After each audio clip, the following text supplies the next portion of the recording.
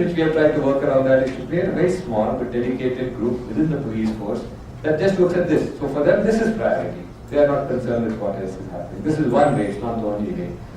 We work very, very closely, for example, with the Mumbai police in creating a cybercrime lab, where not only is there a small dedicated group with the police force who is fully aware and educated about aspects related to the laws and infringement of law in this area, but where they've got so-called cyber forensics, where they can know how to collect evidence, how to retain evidence, just as they're experts in knowing that you go to the scene of a crime, you dust it for fingerprints and collect whatever clues you can.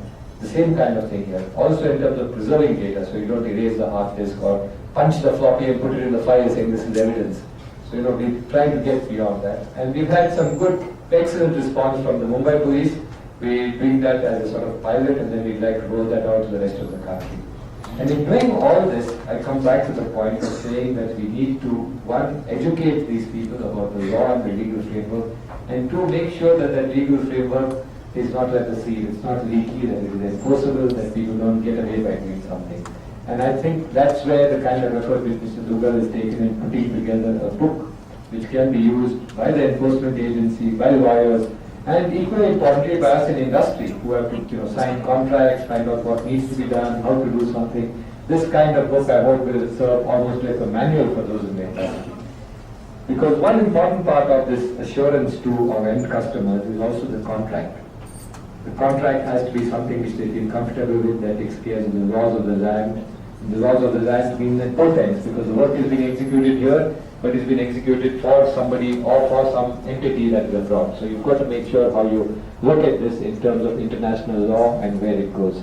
And that's the kind of thing I hope that Mr. Duggal's book will help us to see through, to create better understanding in the industry about what is it that we need to look for, what kind of contractual obligations, how do we look into what laws exist in India and abroad, and finally, what changes are required in these laws. And I look forward to being able to use this book, Mr. Duggal, with both industry and as we roll out workshops with the police and the judiciary to be able to get them on board with us. And most of all, I look for more lawyers who will help us with this. One thing that all laws do is to enrich the legal community, and the government often helps in that. I tell my friends in government that every now and again they put out a circular, the main purpose of which is not to collect more tax from industry or for the government revenues to go up, but for the lawyers to do that is better. But I think in this particular area at least we are delighted that this is happening, because it is a point of some concern. And the very fact that we are proactively doing work like this creates a very good impact on customers outside. They know that not only are there laws, but that there is an active legal community that's actively engaged with looking at these laws and seeing what they need to do.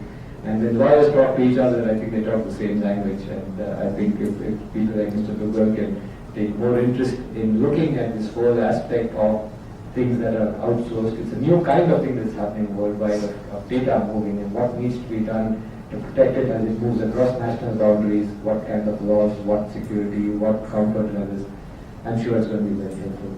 So once again, Mr. Duggal, congratulations. We are delighted this book is here. I think I speak on behalf of all of industry, the whole IT industry, when I say that we are really happy with this initiative. We think it will be a great help.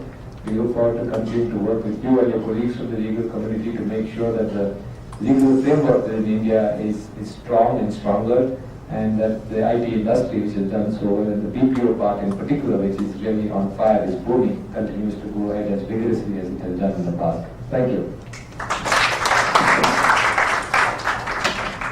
Mr. Kanik, for sharing such important facts and issues, especially legal issues about the BPO industry in India and what needs to be done. I would now like to invite everyone for a cup of tea, and we would reassemble at 10:45 for the day-long seminar that is to be conducted by Mr. Pavan Duggal. Thank you, everyone.